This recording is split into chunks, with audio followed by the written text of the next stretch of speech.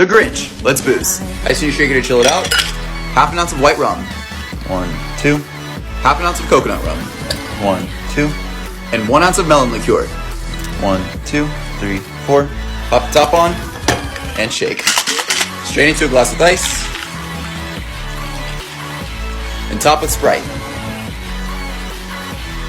Garnish with a maraschino cherry and a candy cane.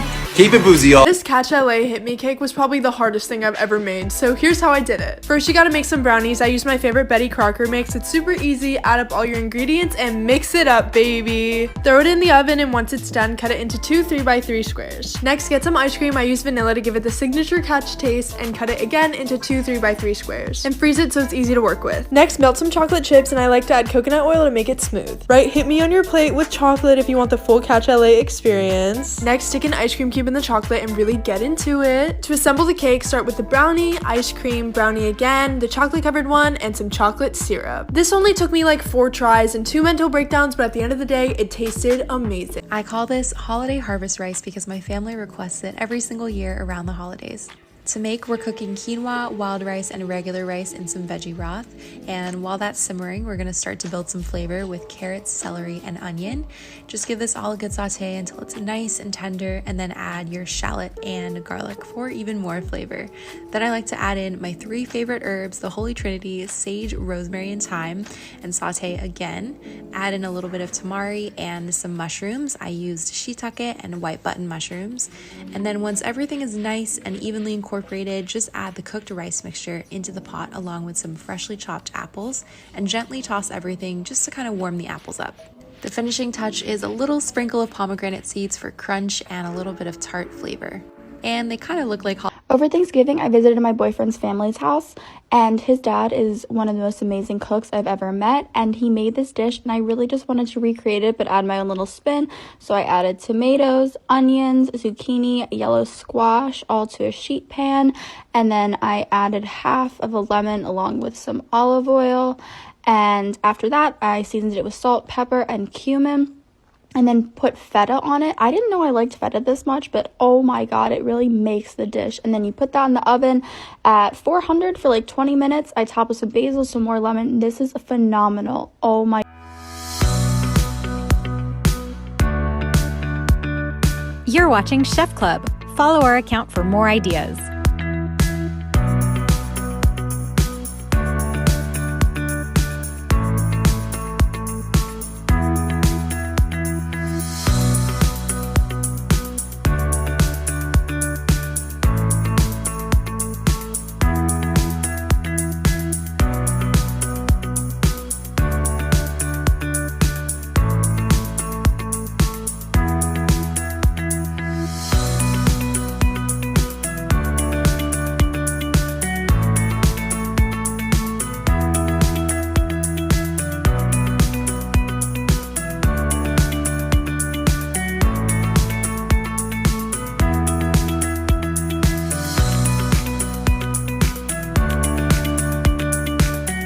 I grew up on this stuff. It's escarole and beans. And this is how you make it delicious.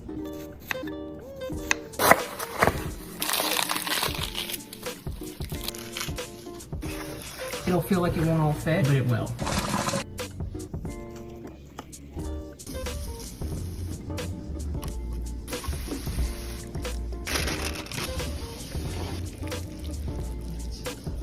To a non-stick pan, add grated Parmigiano Reggiano bread, and when golden brown, flip. And that's how I do escarole and beans. You're gonna be amazed when you try this. Don't throw out your potato skins. Instead, add a little bit of kosher salt, some oil, and a little bit of chili lime seasoning. Massage it all in and put it in your air fryer for 10 minutes. It comes out crunchy and so delicious. Let's make cauliflower mash that doesn't suck. Chop 1 head of cauliflower into small florets. Make them all roughly the same size and smash 2 cloves of garlic. Carefully add the garlic and the cauliflower to boiling water and boil it for 7 minutes. I'm also going to add a little spoonful of chicken bouillon. After 7 minutes, drain it all and put the cauliflower and garlic back in the pot. Keep the heat on low and start breaking it up to release the rest of the moisture. After about 5 minutes, add it to a food processor with 2 tablespoons of butter and 2 ounces of cream cheese. Hefty pinch of salt and some black pepper.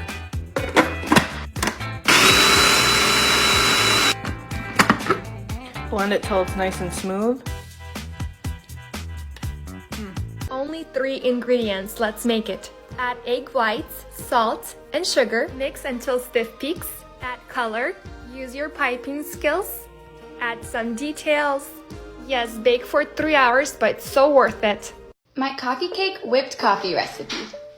Okay, to start, you're gonna add whatever milk you want to your glass. I'm using vanilla almond milk. Okay, and then you're gonna add 1 tablespoon of caramel syrup. Perfect. And then blend it. I don't like to add ice to mine because it's already cold, but you can add ice here if you want and then set it aside. Now for the whipped coffee part, so I'm just using instant coffee from the dollar store, but you're gonna add 3 tablespoons of your instant coffee, 2 tablespoons of your white sugar, and then 3 tablespoons of your hot water, and then add some cinnamon. Whip it together. Hello and welcome to the Salad Lab, where we're making 30 celebrity salads paired with 30 wines for 30 days. Today we're doing the Beverly Hills Hotel Polo Lounge's McCarthy salad. Start out with romaine and iceberg. The salad has not been changed since the 40s when some millionaire captain of the polo team, Mr. McCarthy, requested they make the salad. Avocado, beets, tomatoes, chopped smoked bacon, grilled chicken, egg yolks, separated from the egg whites, and an aged cheddar cheese. I had a roasted garlic vinaigrette. Recipe in the comments, of course. And I'm serving it with a Francis Ford Coppola Cabernet Sauvignon. Hi TikTok, I'm going to show you how to make great chicken with just 2 ingredients, mayonnaise and Parmesan cheese. Get 1 cup of mayonnaise and put it in a large bowl. After you get your 1 cup of mayonnaise, do 3/4 cup of Parmesan cheese. Then mix well. Once you're done mixing, you're going to want to put your chicken on a cookie sheet. Wash it, bathe it, massage it, give it a bath, or don't.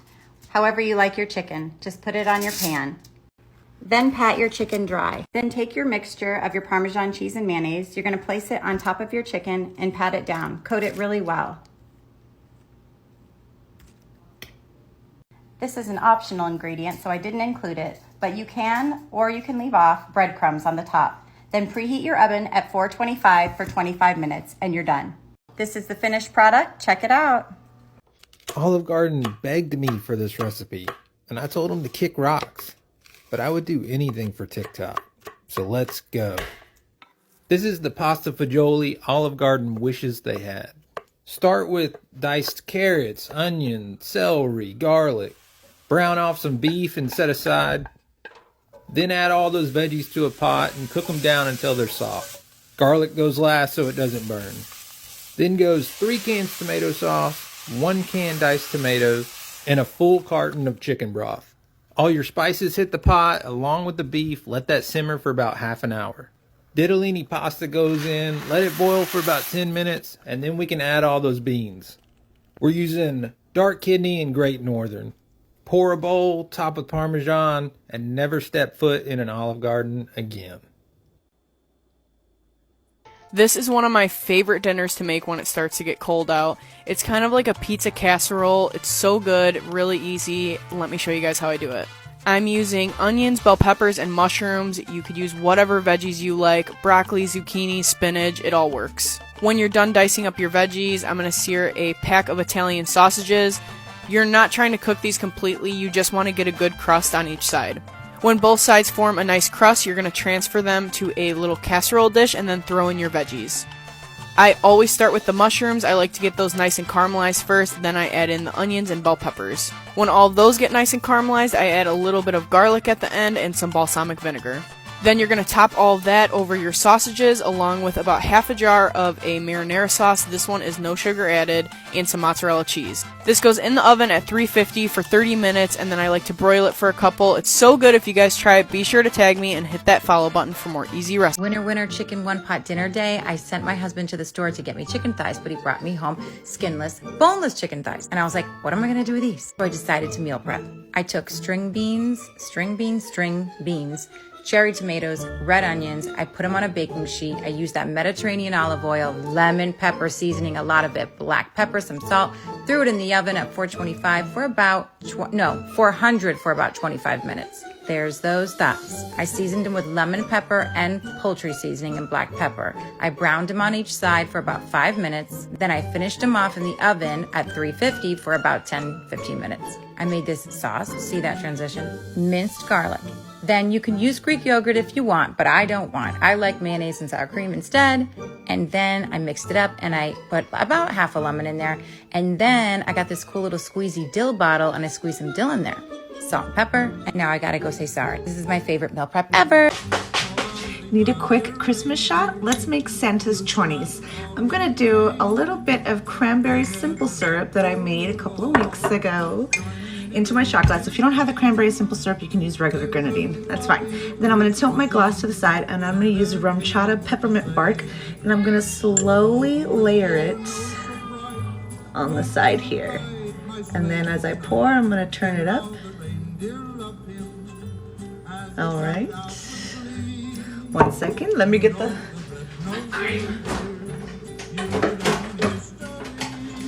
A little bit of peppermint whipped cream on top. And there we go, guys. Santa's chonies. Salud.